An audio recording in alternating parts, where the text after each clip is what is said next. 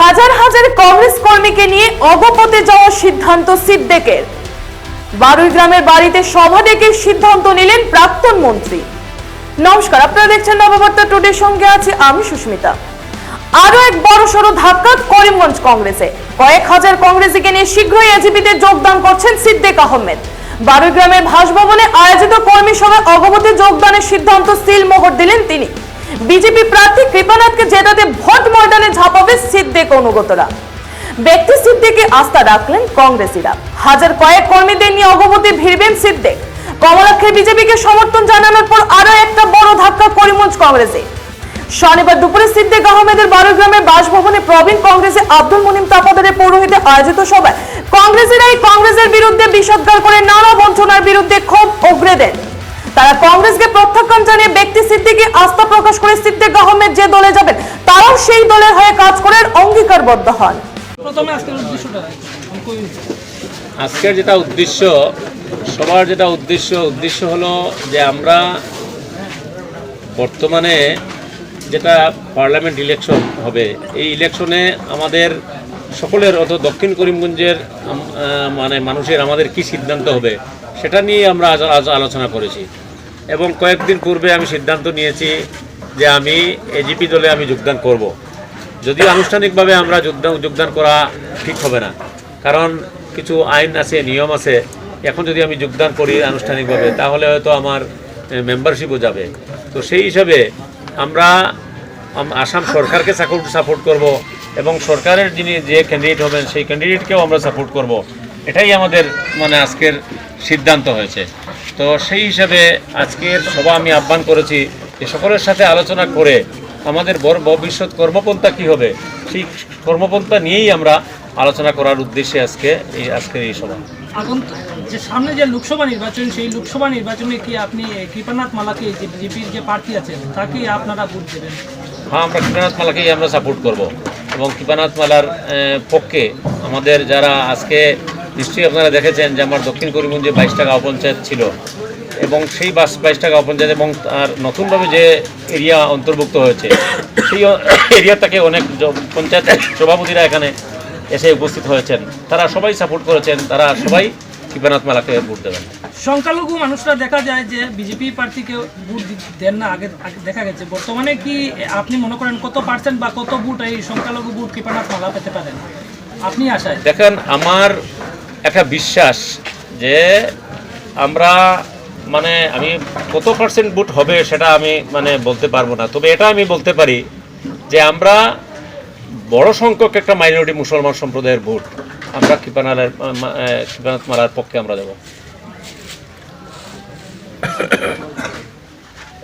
বর্তমান সাংসদ মানে কৃপানাথ মালার গত 5 বছরের কার্যকালের যে উন্নয়নমূলক কাজকর্ম নিয়ে দক্ষিণবঙ্গের মানুষ খুব বিতর্ক আর এই ব্যাপারে আপনার দৃষ্টিতে কি মানে তার কাজকর্মগুলো একটা সঠিক আছে কি না সঠিক না, এই ব্যাপারে আপনার জন্য?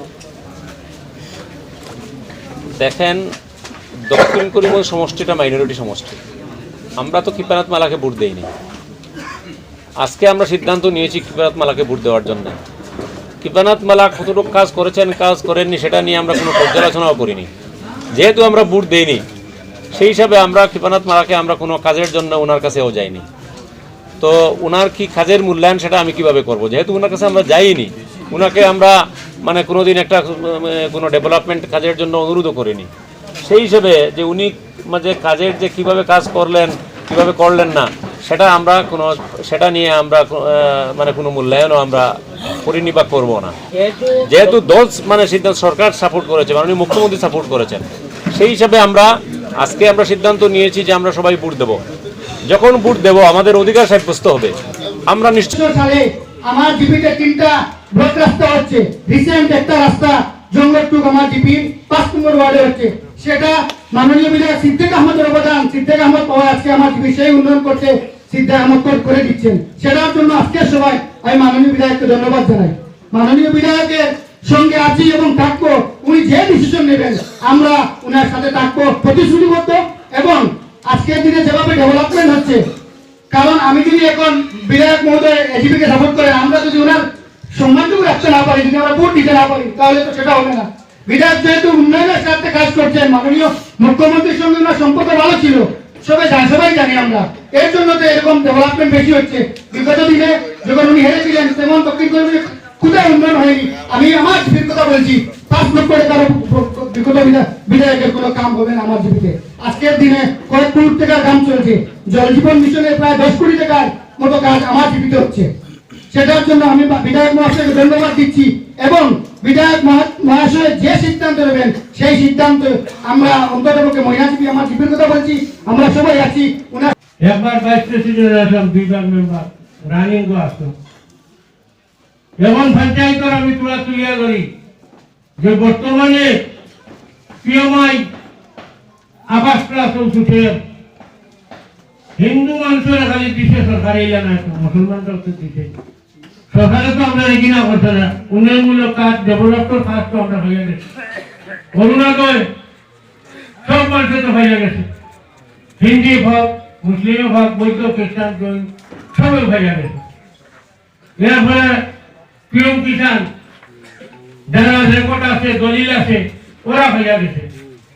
আসাম সরকার তো দিছে, আসাম সরকার তো এটা পুরাপূর্ণভাবে দিছে, কোনো মানুষের তো কিনা করছেন না, কিন্তু আমরা মনে মনে একটা কিনা। তবে ইনশাল্লাহ আমরা এখন একটা সুযোগ পাই লিখি। রাস্তাঘাট, পানীয় জল, বর্তমানে তো আমরা করে করে দেওয়ার পরিস্থিতি সুযোগ তৈরি হয়ে গেছে। কিন্তু এখন আমরা এই যে বিজেপি সরকারকে আমরা ঘৃণা করলাম, বিজেপি সরকারে তো আমরা ঘৃণা করছেন না। যে হেমন্ত বিশ্ব শর্মা তাইলে তো কইতরা কথা, আমার লগে তুমি সহযোগিতা করো, করলে উন্নয়নের জোয়ার আমি বসাই দিব ইনশাল্লাহ। আমরা আমার ওদের যে সঙ্গী সাথী যারা ছিলেন, আমি বলেছি যদি আমরা আমাদের এই পঞ্চায়েত যদি দক্ষিণ করিমগঞ্জে আমাদের মাননীয় সিদ্ধার্থ মহাশয় অন্তর্ভুক্ত হতো, তাহলে সে কথা আমরা শুনতে হতো না। আজ আমাদের সেই প্রতিজ্ঞা পূরণ হয়েছে।